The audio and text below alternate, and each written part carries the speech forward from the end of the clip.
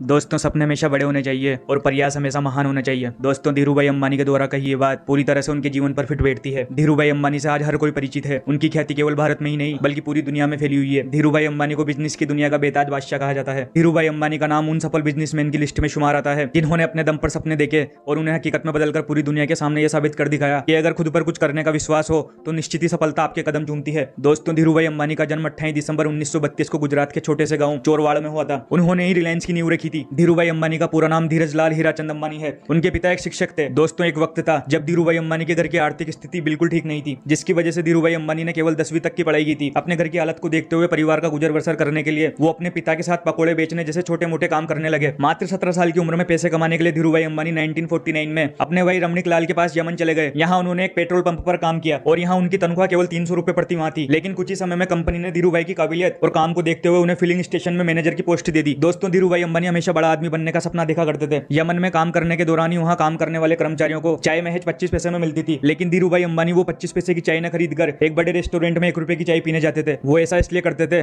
ताकि उस रेस्टोरेंट में आने वाले बड़े बड़े व्यापारियों की बात सुन सके और बिजनेस की बारीकियों को समझ सके। उसी दौरान यमन की आजादी के लिए आंदोलन की शुरुआत हो गई। हालात इतने बिगड़ गए कि यमन में रह रहे भारतीयों को अपनी नौकरी छोड़नी पड़ी। ऐसे में धीरू भाई अंबानी भी अपनी नौकरी छोड़ भारत वापस लौट आए और घर लौटने के बाद 500 रुपए लेकर वो मुंबई के लिए रवाना हो गए। बिजनेसमैन बनने का सपना देखने वाले धीरू भाई ने बिजनेस करने का फैसला किया। हालांकि किसी भी बिजनेस को शुरू करने के लिए निवेश करने की जरूरत होती है और वो धीरू भाई के पास नहीं थी। जिसके बाद उन्होंने अपने चचेरे भाई के साथ पॉलिएस्टर धागे और मसालों के आयात निर्यात के बिजनेस की शुरुआत की। इसके बाद उन्होंने महज 15,000 रुपए से रिलायंस कमर्शियल कॉर्पोरेशन की शुरुआत एक छोटे से ऑफिस के साथ की और यहीं से रिलायंस कंपनी की सफलता की कहानी लिखनी शुरू हुई थी। इसके बाद धीरू भाई अंबानी ने रिलायंस टेक्सटाइल की शुरुआत की और धीरे धीरे धीरू भाई अंबानी को कपड़े के व्यापार की अच्छी खासी समझ हो गई थी। इस बिजनेस में अच्छे अवसर मिलने की वजह से उन्होंने साल 1966 में अहमदाबाद के नेरोला में एक कपड़ा मिल की स्थापना की। यहाँ पर कपड़ों को बनाने में पॉलिएस्टर के धागों का इस्तेमाल किया गया और फिर धीरू भाई अंबानी ने इस ब्रांड का नाम बिमल ब्रांड रखा। इसके साथ ही 1980 के दशक में धीरू भाई अंबानी ने पॉलिएस्टर फिलामेंट के निर्माण के लिए सरकार से लाइसेंस ले लिया था। इसके बाद धीरू भाई अंबानी लगातार सफलता की सीढ़ी चढ़ते गए और उन्होंने कभी अपने करियर के पीछे मुड़कर नहीं देखा। उन्होंने दुनिया भर में रिलायंस के कारोबार का विस्तार किया। कभी एक कमरे में शुरू हुई इस कंपनी ने साल 2012 तक करीब 85,000 कर्मचारी काम कर रहे थे। दुनिया की 500 सबसे अमीर और विशाल कंपनियों में रिलायंस को भी शामिल किया गया था और धीरू भाई अंबानी को एशिया के टॉप बिजनेसमैन की लिस्ट में शामिल किया गया। अपनी सफलता की कहानी लिखने और अपने बिजनेस की भागदौड़ को अपने दोनों बेटों अनिल और मुकेश अंबानी को देने के बाद धीरू भाई अंबानी ने 6 जुलाई साल 2002 को दम तोड़ दिया। उनकी मौत का कारण हार्ट अटैक था। धीरू भाई अंबानी ने तमाम संघर्षों को झेलकर अपने जीवन में सफलता की कहानी लिखी है। उन्होंने हर किसी को अपने काम से प्रेरित किया। धीरू भाई अंबानी की कहानी सभी के लिए प्रेरणा स्रोत है और धीरू भाई अंबानी की इस कहानी से हर किसी को प्रेरणा लेने की जरूरत है। तो दोस्तों, उम्मीद करता हूं कि वीडियो आपको पसंद आई होगी। तो वीडियो को लाइक करना और चैनल पर नए हो तो चैनल को सब्सक्राइब करना।